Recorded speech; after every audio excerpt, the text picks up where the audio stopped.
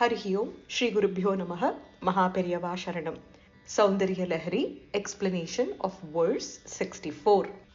Avishrantam Patyur Gunagana Kathamredana Japa Japa Pushpachaya Tava Janani Jihva Jayati Sa Yadagrasinayaha Sphatika Drishada Chacha Vimayi Saraswatya Murtihi Parinamati Manikya Vapusha.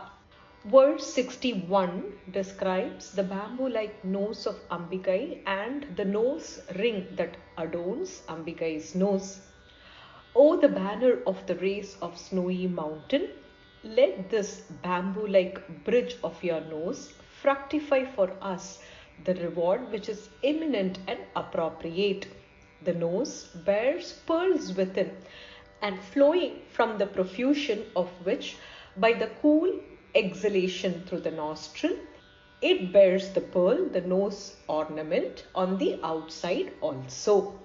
Verse 62 describes the beauty and the brightness of Ambikai's lips, and indeed there is nothing which is equivalent or comparable to her beautiful lips.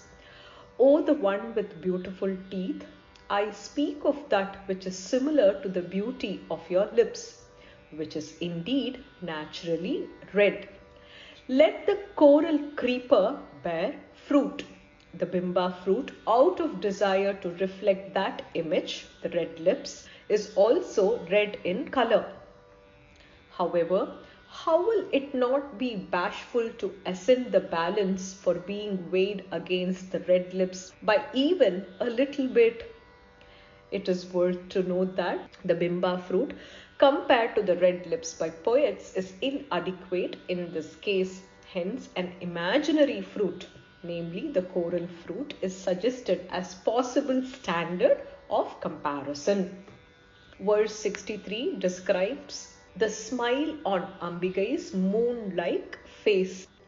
The chakora birds drinking the mass of moonlight of Ambikai's smile, which emanates from the face which also resembles the moon, the birds indeed suddenly experience dullness in their beak from the excessive sweet taste that emanates from Ambikai's smile.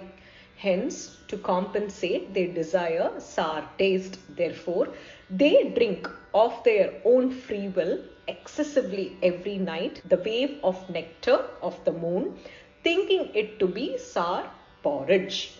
After describing Ambikai's row of teeth, her lips, verse 64 describes Ambikai's tongue. Let us look at the Padachela and then detailed explanation.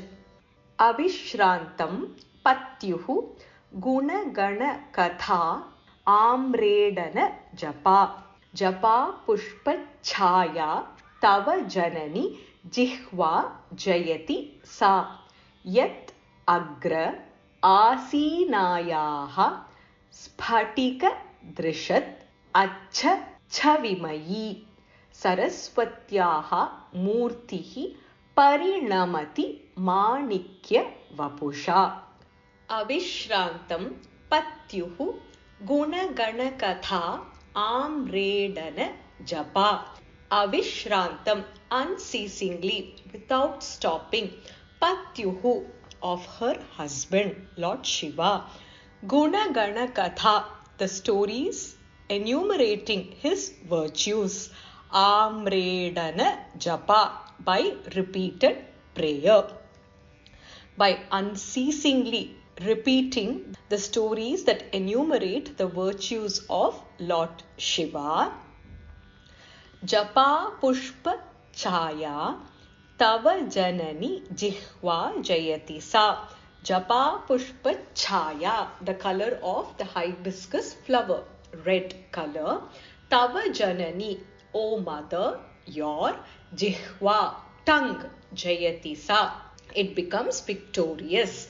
O mother, that tongue of yours, which has the color of hibiscus flower, red color, and it gains that color by unceasingly repeating the stories that enumerate the virtues of Shiva, your consort, as though it is a japa prayer. Yet agra asinayaha sphatika drishad acha cha vimayi. Yet of which agra asinayaha, seated on the tip, sphatika drishad, like that of a crystal stone, acha cha vimayi, which is clearly brilliant. Seated on the tip of which the crystal stone like, which is clearly brilliant. Who is seated? Saraswatyaha murtihi parinamati manikya vapusha. Saraswatyaha murtihi, the form of Saraswati, parinamati is transformed, manikya vapusha, into ruby-like appearance.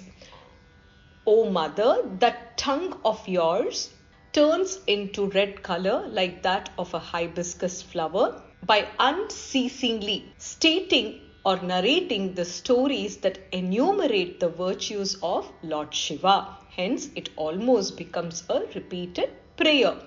The tongue becomes victorious. Seated on the tip of the tongue is crystal stone-like with amazing brilliance, the form of Saraswati. That Saraswati, due to the red color of your tongue, is transformed into ruby-like appearance.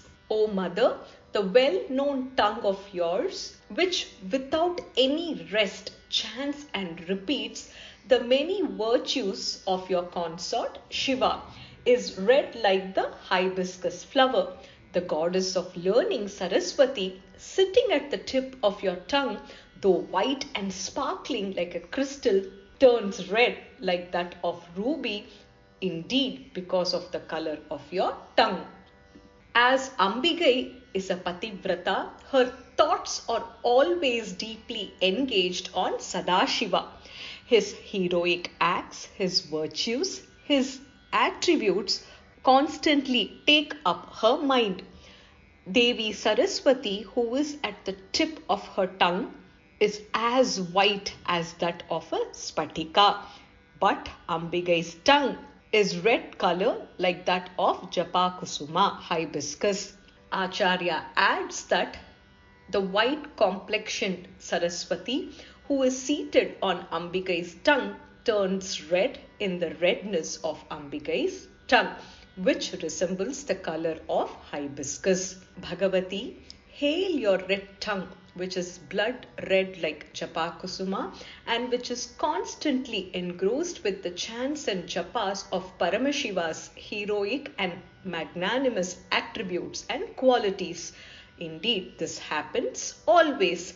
Further, Devi Saraswati, who is always seated on your tongue like a spatika mani of white purity, now appears blood red in color as she is seated on the tongue, which is red colored. Avishrantam patyuhu gunagana katha amredana japa.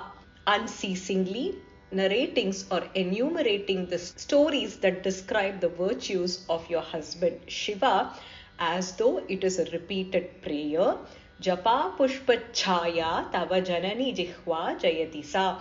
O mother, your tongue indeed becomes victorious and takes the color of the hibiscus flower, the red color. Yet agra asinayaha spatika drishat acha cha vimayi. Seated on the tip of that tongue, a crystal stone that is clearly visible and brilliant.